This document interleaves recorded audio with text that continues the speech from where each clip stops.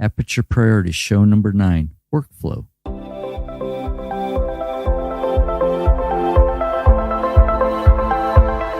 Welcome to the Aperture Priority Podcast, an Avila Studios production where it's all about photography and fun. Now open up that aperture and let some creative light in.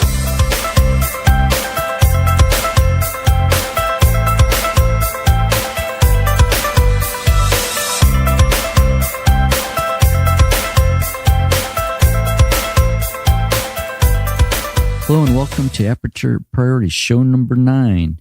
And with me here today, I have my friend, Mr. Joe Engelbrecht. Hey, Tony. It's good to see you again. How's everything? Oh, everything's going good. I wish I could see our lovely blue hazy sky, but it's like California's on fire. Yes, I think it's getting worse, not better. I feel sorry for all those people who traveled halfway around the world to go see Yosemite. Yeah, there's a serious fire going up there, and I feel sorry for the people that have built cabins in the foothills and trying to enjoy the good life of mountain living. And yes. So prayers with them, and hopefully those people can get a shot of the when you go through the infamous tunnel, when you see the valley floor of Yosemite the first time. It's quite a view, but right now it's a yeah. I don't know how close that fire is to it, but. Yeah, it's a day-to-day thing. Yes. Well, today I thought we'd start. I don't want to talk anymore. People are probably say those Nikon guys about because the biggest news right now, I know it's the Nikon mirrorless. So I thought I'd go today with another question we got from another person in our photo group, Mr. Felix. Okay. And he asks, is it true you can do all the procedures in Photoshop that the plugins do? And what he's talking about, and this also pertains to Lightroom, we've had all these, over the years, we had the Nik filters and all these other filters. Right. Well, exactly. The Nik, which then was sold to Google, which then made it free right after I paid for it. I paid my $50 or whatever it was. Because, it was a new gee whiz bang shortcut, and I thought, hey, this is pretty cool. And I'll get to that in a minute, but, and then the Topaz Labs, and at the time there was Picture Perfect, which has become On One, had some nice plugins. And so the question is, can you reproduce the effect that those plugins have with just using Lightroom and Photoshop? And the answer is, yeah. You can, sure. Because, if you think about it, the plugins are using Photoshop to do the magic behind the scenes. The wizard behind the curtain is using the same program. So the difference is that the program has the algorithms to do what you want to have accomplished. So you can learn how to do those things. Yes. Yes, and I do agree with that. I would have to say, because I go back with Photoshop back to 1992.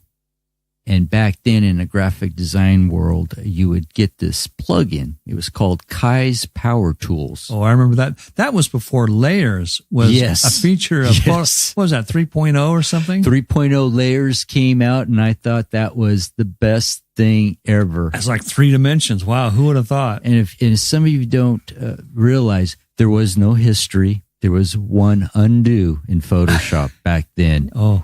And with no layers, it was in projects, I would save 1, then 2, then 3 every half hour. Yes. And if I made it to the end, and then I would just, I have one composite, I could throw the other ones out. I had the same workflow that you did. And I remember the Kai Power Tools, and I thought Photoshop was revolutionary. And it wasn't shortly after that I started selling my darkroom equipment, not knowing, well, in hindsight, I guess it was, but darkrooms are coming back now, but I digress. Anyway, that was an amazing plugin. So yeah, that's one of the beauties of Photoshop, is the ability to have these third-party plugins, and that was the genius of Adobe at the time. So the answer is, Felix, yes, absolutely. Now a lot of those plugins are now built into Photoshop over the years. I remember that the next biggest plugin that I liked, and this was a godsend when I worked at Jostens, and when they hired me, it's because my background is a graphic artist and a new illustrator, but the big plus, they needed another Photoshop person. Mm-hmm. So they hired me to do, when I was working on the book covers for Jostens, it was, and for some of you who are not familiar with the name, they do the yearbooks for the high schools. All over the United States, yes. United States, and even books for the military. And so they got me to do all the Photoshop work. And one of the filters that I loved, and it was expensive. It was like a $500. I think it was called Mask Pro. For alpha channel masking. Yes. That is incredible. Oh my God. That saved me hours from going in there with, and it was quite a change going from where I worked at this little mom and pop's shop in downtown Visalia, because I had the first Wacom pen. So I got used to doing that. So when I went to Jostens, it was like, no Wacom, use mouse. I was like, okay. So I had to draw around and I would complain. And then finally they go, hey, Tony, what do you think of this thing? Buy it. And they got it and I got to use it. And that just saved a ton of time. You know, as a product photographer, when same experience, the alpha channels and doing video work, you know, using Photoshop to produce logos for video work, that alpha channel mask Pro was a godsend. It saved. Now people say, they hear it and go, oh, what are you talking about? Photoshop does that automatically. What are you talking about? Right. It wasn't always so. It wasn't always so. So over time, either, you know, Adobe says, let's incorporate that. And it only makes sense. So you don't have to keep buying these third-party plugins. And over the time, I had the same thing. I was looking to get the Nik stuff. I wanted Silver Effects Pro and Sharpening Pro, I think it was called, or Sharpen Pro. I think it was one of them. In the Nik suite? Yeah. And then all of a sudden, my friend Johnny shoots me a text. Go to this site right now and download. It's free. And I was like, get out of here. And I went there. It was like, oh, I downloaded. Absolutely. Then after a while, it's like, I don't know what version of Lightroom I updated to. Is like, I don't think these are working anymore. So I just kind of forgot about Nik. Right. Well, the news is, oh, by the way, is the old Nik, the one that Google acquired, and they never updated it. They still work with Photoshop 2018, CC 2018. Okay. At least they do for me. I've read some stories that they're not working, and you know, the results may vary according to individuals. But DxO bought Nik, and last week or two, or last month, no, June of this year, 2018, they released a new version of Nik.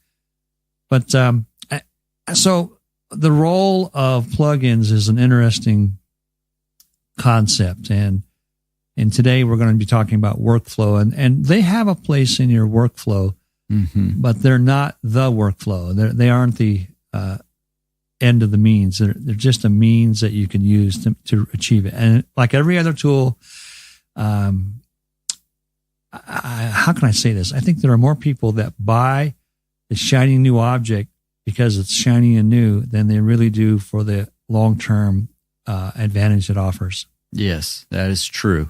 Especially like when we're in our photo group. Oh, I just got that. And they're like, it does what? Oh, I'm getting it. And it's. Yeah. Well, if it fits your workflow and it contributes to the value of your experience and your photography, go for it. Go for it. Exactly. So workflow, I guess that's the topic of today. What is workflow? It's, workflow is what everything you do from the acquisition. Yes. To your end result. Whatever that is. Hanging it on the wall, giving a DVD to a client, or putting it on a video, whatever so workflow. So as I was getting ready for this, it occurred to me that workflow, there's something that actually happens before you push the shutter in workflow and before you actually, and that's that concept of understanding your equipment. And we talked a little bit about that, in the last show. And that is acquiring the skill set to know what your gear is capable of doing. And I was thinking about the difference between talent and skill. Talent is what you're born with. You know, some people have athletic talent. Some people have mathematical talents. And some people have an artistic talent. I mean, we all have a little bit of it. I mean, every child that goes through school has an artistic talent, but some of us have a real true gift for being able to analyze a scene, whether it's a group portraiture or a river in a mountain or a bird in flight, and they have a real gift for knowing what is beautiful about it. But that's not enough. You have to have the ability to transfer that image into pixels. Yes. Okay. So we're in the digital age now, and you're not going to capture this on film unless you're, the nouveau hipster who's doing the things we used to do in the 80s. And, God bless you, continue and go forth and prosper. But if you're like most photographers, you're going to be capturing that image in a pixel environment, in a digital environment. And so here's the first step in workflow, is know your equipment. And that extends to the computer, because everyone talks about the brand new whistle and bells on the brand new camera bodies, right? Mm-hmm. Well, how much time do you spend with that camera compared to how much time you spend with the computer? Mm-hmm. So there's a real skill set that needs to be learned about that. And again, a lot of the work that I do is helping photographers with that end of the business is file management. Oh, yes. I can't tell you how many times I've had someone say to me, I can't find this image. I have it on my wall there, and I just sold it for $1 million or whatever, fill in the blank, and I can't find it. I don't know where it is. And help. Well, so file management is actually the first step in workflow. So where do you store it? Exactly. And how do you retrieve it later? And so I've written articles and blogs about that very subject, and there's quite a debate. I shouldn't say debate. I'll make it real simple. As far as finding your photos in the future, 4 years from now, and it's not uncommon to acquire 100,000 images in a very short time, right? Easily. So do you have the memory capacity, Tony, to remember the date and the time and the name of the file that the computer randomly assigned to your image 4 years from now? Of course not. No, because your mind, just isn't going to have that kind of. Well, if you do, we need to talk off the microphone, because we can make a living doing something else. Anyway, so you have to have some kind of file management strategy, and there's only really basically two ways to do it. You do it by naming your folders a certain way, or you use metadata, tagging it with keywords. Mm-hmm. And to simplify life there, if the larger your library, the more important it becomes to tag it with metadata, mm-hmm. because the file system convention starts to break down when you want to find, because you only have one name and you can only search for one name, but that name may have a date or other associations with it you can't search for. So it's all about finding your files later. Yes, I agree, and it's something that, and we're gonna come into it in a bit. That is my frustration with Lightroom, and I'll talk about the little workflow that I started. Works great for me. Then there's an update, and then by default, Lightroom puts my images somewhere else, and I can't figure out what did I do other than forget I updated it. Because I figured it's not going to mess with it. And so there's that, because it numbers its way. Yes. And I started going in, doing it things my way, and it drove me nuts. Oh, wow. And right now, and when we get to that, especially raw editing, I'm going to test it. I right now I use Lightroom and I use On1. Mm-hmm. I love them both. Right. One does one thing better than the other that I can't clasp my brain why mm-hmm. that is. This one does it. And last night I just updated the new On1, and I brought up some images I took last April up in not Dry Creek. It is a Dry Creek Road. It was Dry Creek, right? Yeah, it was Dry Creek. A local valley in the foothills that's famous for wildflowers and what have you. Rattlesnakes. And rattlesnakes. At certain times of the year, yes. So I brought up an image, and I bring it up, and I found in that shoot, certain images, because of the lens I use, when I convert it to black and white, I get this, what I expect. From the same shoot, a different scene, I don't, but I open up in Lightroom and I get that. And we'll get more into it that we've talked about. So it's a difference in the image being displayed? It's a difference in one thing that I really see.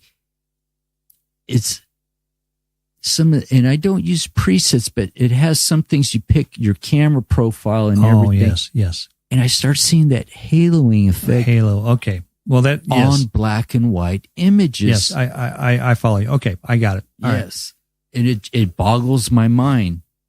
So let's just talk about that. Most photographers don't sit down with their workflow and answer this very basic question: what do you want to do with this image in the end? Mm-hmm. And so when you're taking the photograph in the field, what's the end result? What do you want to do with it?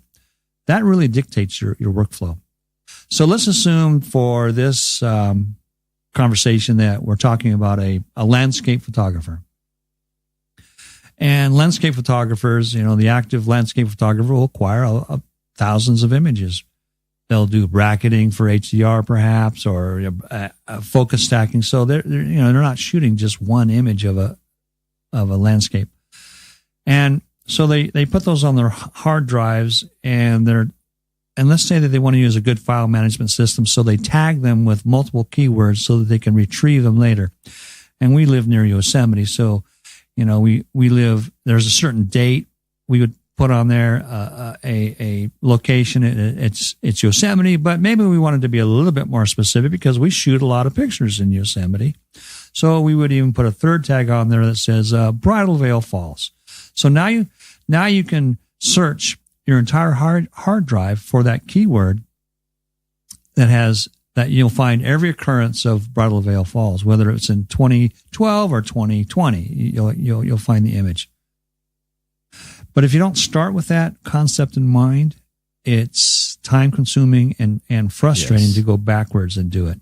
Yes. So that's my first key point is if you plan to build a big library, or if you have aspirations for being a serious photographer, check out the keyword tagging so that you can find these files in the future. So there's really basically 4 steps to the workflow: the acquisition, and let's assume that you've got it right in the field. I don't know about you, Tony, but I've been with a lot of photographers and a lot of videographers who have made this comment: I'll fix it in post. Yes. And I want to strangle them. Yes. Yes, I hear that so much. And I've came up with this coin, how I label people, photographers. And I say, somebody asked, I was talking to them and they said, what do you mean? And I told them, you're either a photographer or a Photoshop shooter. And he goes, well, what do you mean Photoshop shooter? You're the person that's going to take that picture and say, okay, I'm going to fix it in Fix it in Photoshop, right? Yes. Yeah. And but see, you're speechless like me. Yeah. Yes. When I learned it, and I was disappointed because I thought we were going to do darkroom work and we're shooting slide. And my teacher says, no, you're going to learn exposure. If you can expose slide film consistently, there's no latitude. You're either on or off. Exactly. And I appreciate that. And that helped me. But when I see that, it's like, okay, it's like, go ahead, spend your life trying to fix your image, because again, if you have nothing else better to do and that's what you love, but to me, it's say you did a job for somebody and you shot 100 images. Yeah. You're going to put all those images, and it's like, how long is it going to take you to do that? Right. I mean, going back to a wildlife photographer. I mean, if you're a wannabe wild or portrait photographer, all right. If you're not keenly aware of your background and the bokeh of the background or the foreground, and you take these pictures because you're so focused on the face of the animal or the face of the human, and you don't notice there's a very unattractive foreground, you're going to be spending a lot of time cloning that out. Well, if you just moved your camera 3 inches to the left, that's what we mean by getting it right. Yes. In video, in the early days, man, white balance was so critical. Well, it's still critical today. But if you didn't set that white balance, you can't fix that in post per se, unless it's time consuming. So quit, what it is, it's intellectual laziness on the front end, because if you can't take 30 seconds to evaluate the scene on the front end because you're lazy, intellectually, that is, and you want to spend 2.5 hours in front of a computer, I mean, okay. More power to you. Yeah, you just go right ahead. So getting it right is the first step of workflow. Or the next step, I mean. Let me bring up a little. When I started working at Albert Studio doing all their digital imaging, the cloning, and everybody would bring, because at the time we were the only person in this area that had the system. Every day, my routine was cloning. I got to the point it would burn me out. And one day I was on Whitendale and Mooney, and I was right there at the red light. I was going to make a red turn. And at that time, Mooney was really beat up. So it was a summer day, hot day. Yeah. And I'm looking at all the cracks, and I'm sitting in my car, cloning. And I'm like, that's it. You're spending too much in front of the computer. It's like you need to step away. Yeah, you need the heel brush at least. Yes. So yeah, that drives that. It's one of the things, my pet peeves when I hear that. It's like, hey, just take 2 steps to the left. Yeah, it's no big deal. Exactly. I think the best advice I ever received was walk around and find the best place to take the photograph, on your knees, standing up tall, waist level, wherever, and then come and put your tripod at that level and set your camera in that space, that 3-dimensional space that you visually saw. But do the walk around. Don't just pull up to the beautiful scene and go, whoa, and just be overwhelmed by the beauty. Take a few seconds to evaluate it. Yeah. And one of the things I'd say, the first step I do in my workflow, I go back to the back of my camera. When it's a new camera, the first thing I do, I look at color space. First thing, if whatever comes first, I'll put it on RAW. Right. Then I'll put a color space, Adobe 1998 as the default RGB. Right. And then the highest bit level, which I think most cameras is 16 now. 16 is the most. Yeah. 14 or 16. 16. And I'll put that, and then I set it. So what that does for you is it creates more choices from the camera's color palette, and you can create more variations of tone and color in your image, right? So that's important, is to set at RAW. But a lot of photographers say, why am I shooting RAW? Because you have a bigger file. It's flat. It's lifeless. It's dull. And a lot of younger photographers look at that and they go, the JPEGs look so much better than the RAW. Well, the RAW is like a blank canvas. Mm-hmm. The JPEGs have already been processed. They've already had something, in this case, the camera has made some adjustments to that image. Exactly. And that's fine. And if you don't intend to do any editing, if you intend to shoot and hand over the images right away without you looking at them or touching them, yeah, JPEG. So if you're not going to do any editing with Photoshop or on one, yeah, JPEG is probably a decent choice. Most serious photographers, though, they want to do some editing because that's part of the workflow. Exactly. So getting those images off the camera from the compact, the CF card or the SD card, and where you put them and how you organize your files is important too. Yes. So there's 3 or 4 major programs out there that will help you organize your files right now. Bridge, Adobe Bridge product, is a file browser. It's a true file management system. Lightroom is not a true browser. It's an organizer. And On1 is also a browser, but it also has some organization features to it. So in my personal workflow, I use Adobe Bridge a lot. for managing my files, because it is so straightforward. You put that SD card in the camera, the reader, and Bridge puts it in a predictable place. It's stored by year, by week. I can tag them, and then 30 minutes, I can do an entire SD card full of, and then the important part is in 30 minutes, I can do all that, and then I can find them Yes. in the future.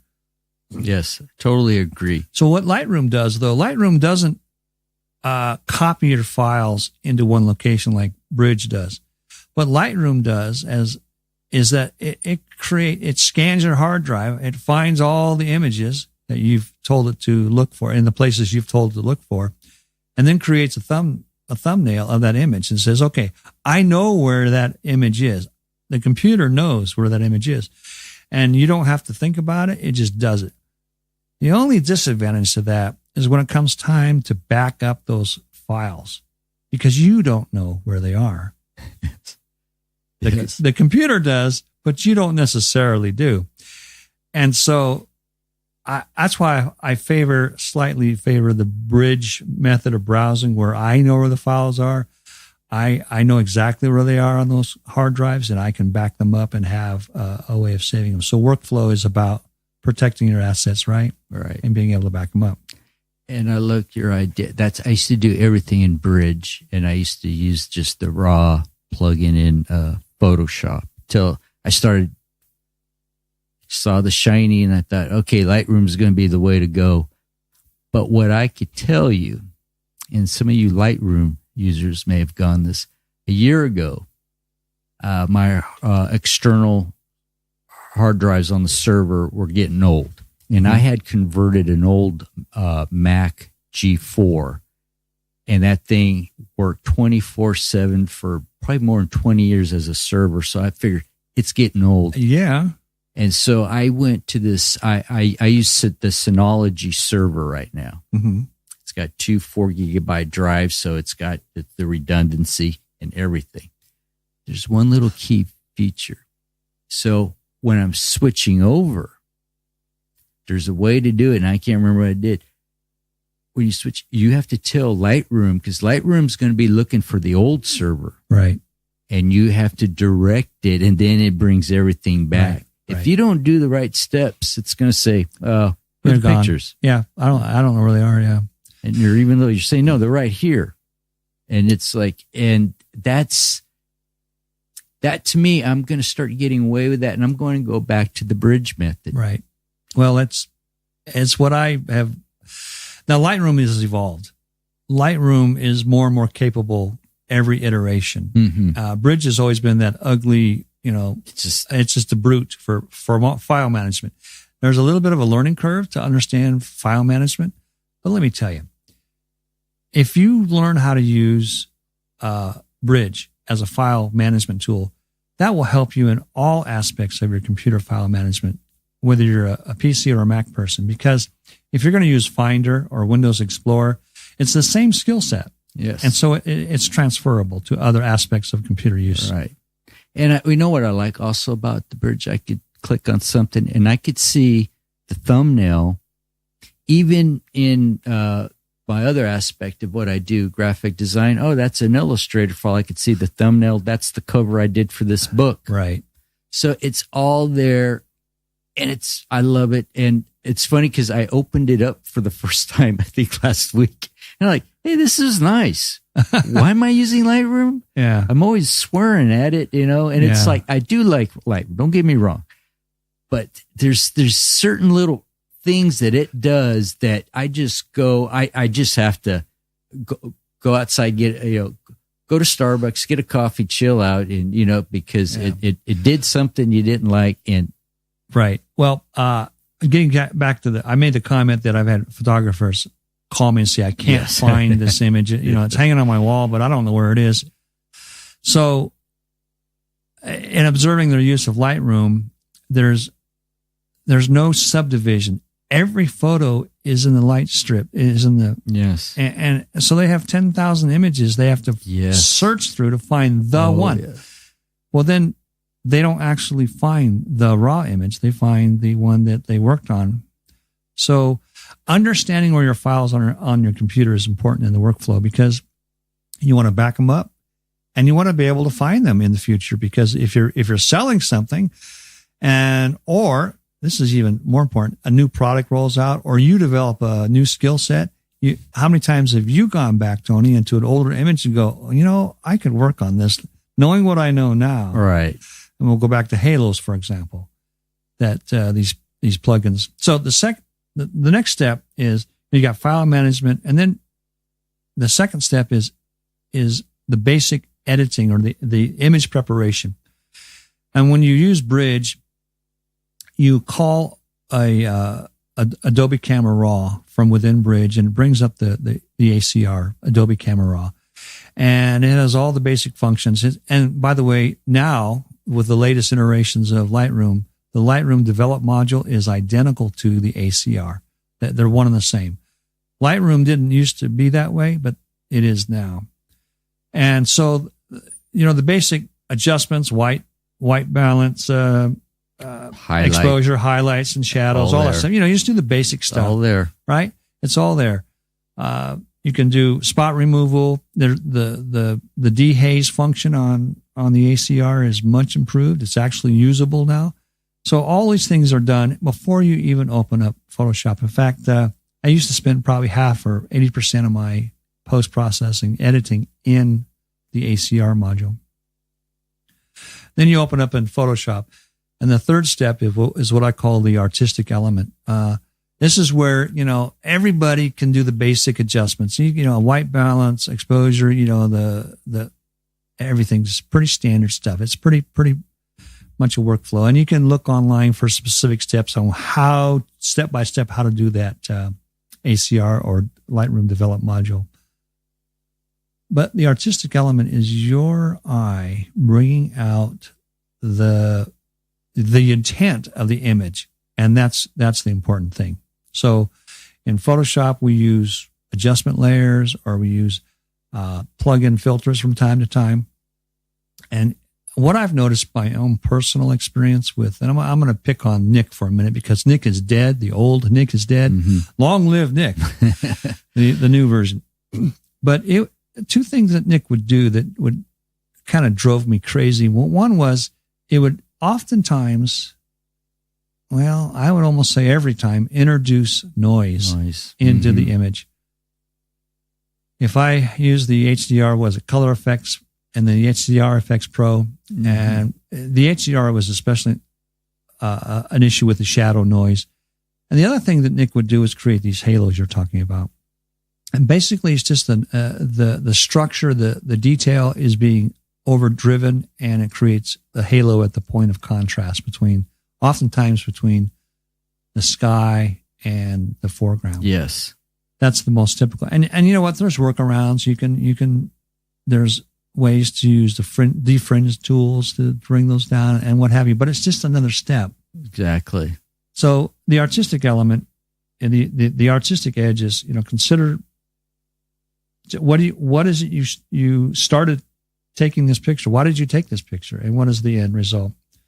And then I use adjustment layers to create depth by bringing out the shadows and the highlights, and which is equivalent to dodging and burning.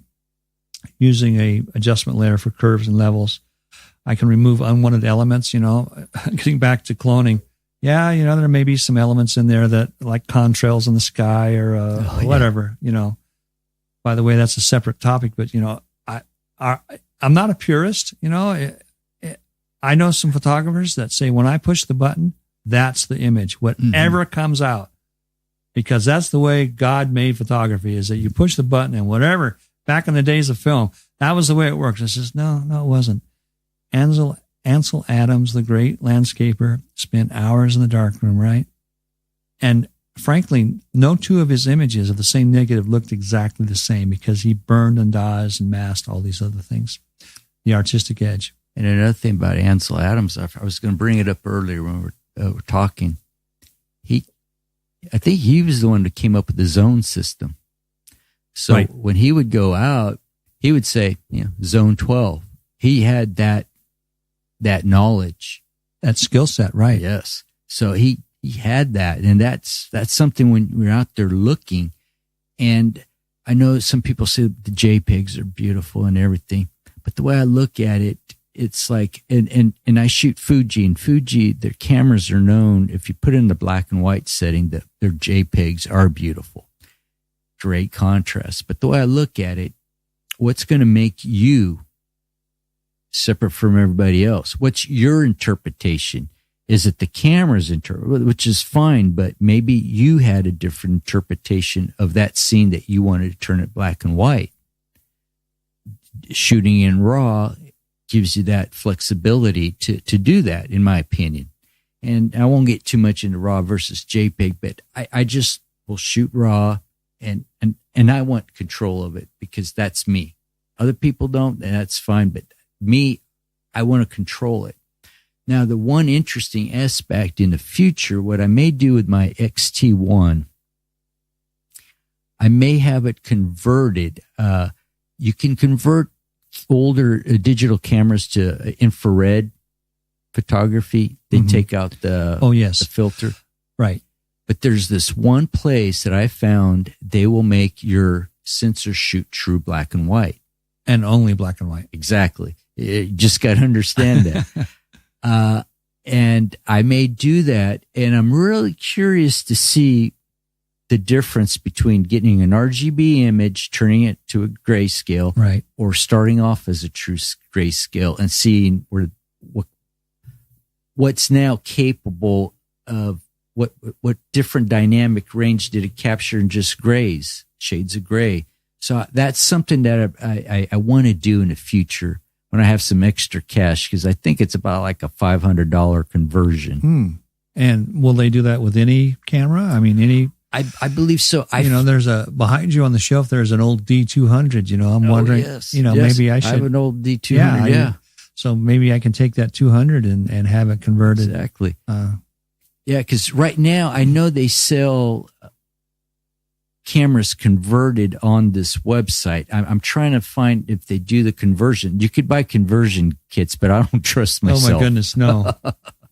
I may be throwing my D200 across the room afterwards, but I'm curious to see that, to get that. But another thing on workflow I kind of wanted to bring up, and I have many photographers will tell me this. I have a lot of friends, they'll buy a laptop, brand new. It's the greatest thing since sliced cheese. And they're like, it's slowing down. And I go, where are you saving your images? And they're like, what do you mean? I save them on a hard drive. That's why it's slowing down. Yeah. I would think, I always tell them, what's going to happen if your hard drive crashes? I'm going to lose all my pictures. Mm-hmm. You may want to find a separate storage system, and then put them there. That way your computer doesn't slow down. And let me tell you, for as long as I've used computers, hard drives eventually crash. Yes. They're going to go. Eventually, yes. They're going to go eventually. That's an interesting point too, because in workflow, one of the final steps is output. But what is it going to? Is it going to a print or a monitor, web use? How is it going to be consumed? And you and I have both done some work where someone will bring a photograph from 1882 and it's faded and yellowed, but guess what? That black and white still has enough information there that you can scan it and bring it back to life. Well, you're not going to bring a hard drive 100 years or 150 years into the future and say, yeah, my family portraits are on here. Could you please? No, exactly. That thing's going to be dust. Yes. So finding out how or deciding on a strategy to archive, and that's an ongoing conversation, because I know I've been scrambling trying to keep up with the evolution of hard drives on computers and the storage devices, because your advice about buying an external hard drive for a laptop is very important. It's a USB drive, right? Well, and eventually that's going to go away. Right. And people will say, what's USB? USB. Yeah. Well, that's back in the mid 20 years ago. So you just have to be aware that you have to keep those data files, those digital files on the latest platform? So the answer is, of course, ultimately and conveniently, everything's going to be on the cloud, right? Yeah. Yeah, it's getting there. Yeah. So once we get over our privacy issues, which is not really no laughing matter, really, but once we get over those and we start actually trusting the cloud providers, that might be the solution, because let them worry about the updating the technology, and they have the redundancy, because exactly those wedding pictures you took back in the 60s, those are important. Oh yeah, and that's what I tell people. Make sure and redundant, and we could do a whole show on just server backups. I do 3 backups, or I'm going to do 3 backups. I'm going to buy another box. It's like it's a little. You lock it. It's fireproof. Yes. Because right now I have one in the home that I back up my server, and I use something on the Mac. It's called CC. It's Carbon Cloner, and it just clones it, and I just put it intermittently every other week. I'll make a clone, but still they're all in the house. Yeah, it's fireproof. Well, I don't know if I trust the fireproof. Exactly. The outside's plastic. Right. So I made my bank get a safe deposit box and put another one there. That's a good strategy. And that goes back to file management, is thinking through the end result. Not where you are at this particular moment, but where you'll be in 3 or 4 years, and managing thousands and thousands of images. And how do you protect them from theft or fire or what have you? I go to show you, I started freelancing in 96, more big time. So I have files on my server from 1996. That's funny. I have files that go that far back, but I've had to update them, to the new format. I mean, I have WordPerfect files. Oh, yes. Okay. That I've converted to Word documents or other formats. So I totally get it. But some people just don't want to mess with it. They don't want to have that. They don't want to learn that skill set. That's fine. But make sure that somebody is doing it for you. Right. Because where it saves me, my client, Lolly, she contacted me earlier this summer. She goes, "Do you still have the cover from 2012? We do this function. It's called the Latinas in Business here in this area." And I go, "Yeah." She goes, "Oh, thank you. That saves me from recreating that cover again." So we used it for a flyer. So I keep these things, and I keep them accessed, and that's why I've stayed with Adobe, because I came to this thing because it was like, okay, I started off from college in freehand. And when I worked at the Times Delta, I had to use freehand. But then there was Adobe. And then you have to say, okay, which one is going to win? And of course, Adobe. Right. And so I'm with them like it or not. Right. You're in bed with them. I had the same discussion with Quark Express. Oh, God, yes. And PageMaker at the time. Now, anyway, so back to workflow.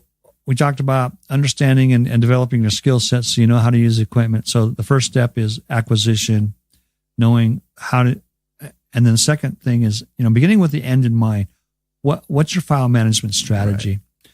And then the third step is your image preparation and getting the basics of the image, making sure it's, properly exposed and white balance, and you remove spots and that type of thing. And then the fourth step was, enhance the image to make it the image that you intended it to be, what your eye saw or what you wanted to do with that image through the artistic elements, what I call the artistic edge. And this is the fun part. This is where you can turn and become, that talented artist that's inside of you, and you can make that image different. Where plugins like Nick and Topaz and On1 and On1's plugins can help you is that they can give you ideas, perhaps.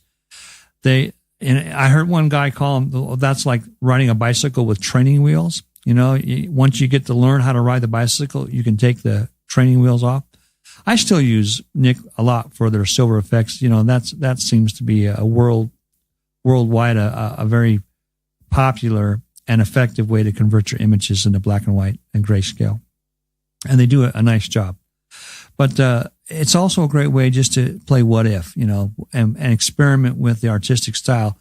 And then once you develop your skill set even further in Photoshop using adjustment layers and other masking techniques, you can reproduce those outcomes or those effects from like the presets or what have you. And you could reduce the noise and you can avoid the halos because you have a lot more control. Right. Not to say that those plugins don't have those, but you just need to, there's sliders and buttons and those those that you need to learn. It's like learning a new language. You got to learn the Nick language or the Topaz language or the On1 language. How many languages do you want to learn? That's why the default for me is Adobe. Yes. And I'm going to bring up a point real quick and it boggles my mind. I would do the black and white conversion in Lightroom. Mm-hmm. It has 2 extra sliders. And I don't know which first, the last one, I just updated it again. One day for the heck of it, I didn't do it. I brought in the thing in color because it was frustrating me. Brought it into Photoshop. Well, Photoshop has that same thing. It's an adjustment layer. Right. Has 2 less options. I got a better black and white image, and I'm scratching my head and I start thinking, maybe too many buttons and sliders. After a while, you'll drive yourself crazy to fine tune it where less can be more. And I got a better image. It's all about the image in the end, not how many buttons and whistles you had to push to get it. It's really, so the final step is the output. And this is where your choices really come to roost. Yes. Because if you've chosen a color space and a resolution that's not particularly suited for print, you're going to pay the price because you didn't plan ahead, or you're going to have to scramble and figure that out. So knowing how this image is going to be displayed so using the color space, the resizing of it. Yes. You take it to the printer and they'll say, well, it doesn't have enough resolution, or, what they're really saying is to you, it's not enough information in the file to create a 20 by 30 or a 24 by 30 or whatever, or a mural. So you need to understand, what the pixels per inch on the monitor and the dots per inch DPI for a printer, what those terms mean. You need to know how to use the printer profiles if you really want to control the color and manage that printing process. And you need to understand that printers of today, even though they've come a long way, still cannot reproduce faithfully the entire color spectrum that your eye or the camera can see. Yes. So there's a limitation there. And then, apply sharpening at the very end. That's the last thing you do. And so you have a file, a Photoshop document, a PSD, and from that file you can make a variety of variations. If you're going to put this thing on the web, you want to have a low resolution, like a 72 or a 96 PPI resolution. But if it's going to the print job, maybe a 300 DPI or PPI in that case. But if it's a really large image, you can get away with 150. So if you don't understand all these terms and all these concepts, that's something you need to dive into. Oh, yes, because you really need to know your output. And that really, God, we would have stuff when I worked at Jocelyn's. The student did his beautiful job on this Photoshop rendering. Mm-hmm. And see, where I work with both vector images from Adobe Illustrator and, of course, your pixel-based images in Photoshop. The difference is a vector-based image, like when I draw something in Adobe Illustrator, I could scale it to the size of a 10-foot by 20-foot wall. It's all mathematical equations. Right. Pixels, the student did this beautiful, he did it all in 72 DPI. Oh, no. Well, at the time, we wanted 206 DPI at 11. I can't remember the line screen. So what happens? Your image will look fuzzy. Right. Because it did not have enough resolution for your output. Not enough information there to faithfully transmit the image. Yeah, it's true. So you have to look at that because you can't just stick back pixels. It's like I always work with the biggest image I got because if I'm going to go to the web, then I'll make it smaller later. Right.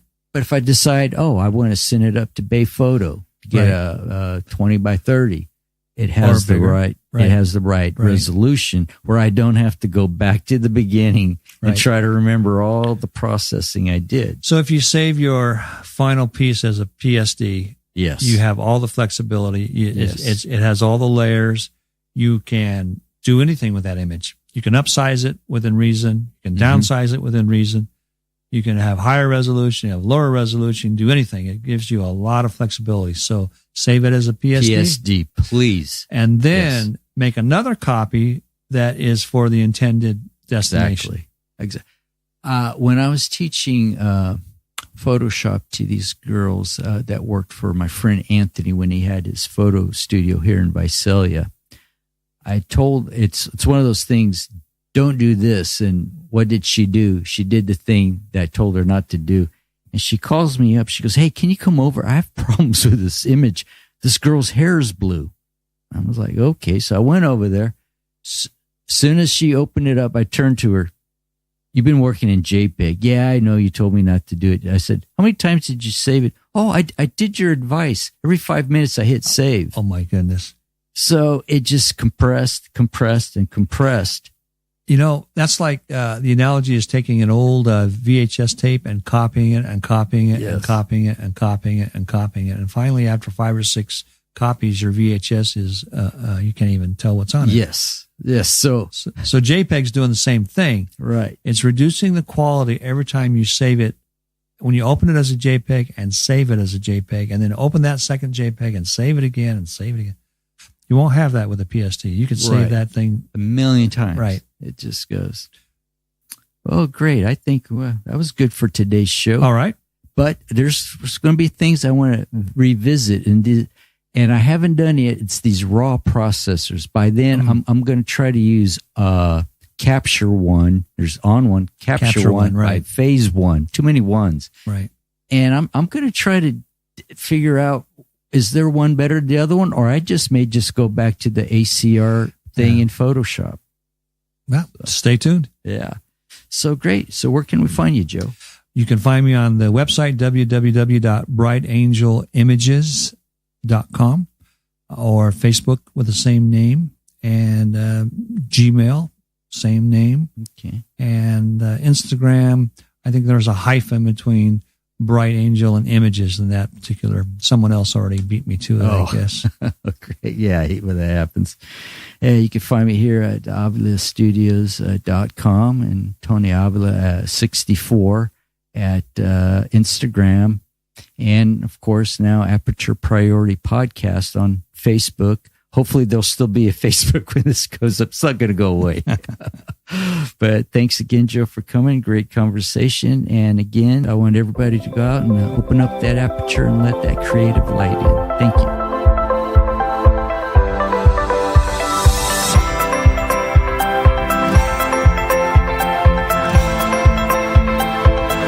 Aperture Priority is an Avila Studios production. For more information on what Avila Studios has to offer, please visit us on the World Wide Web at avilastudios.com.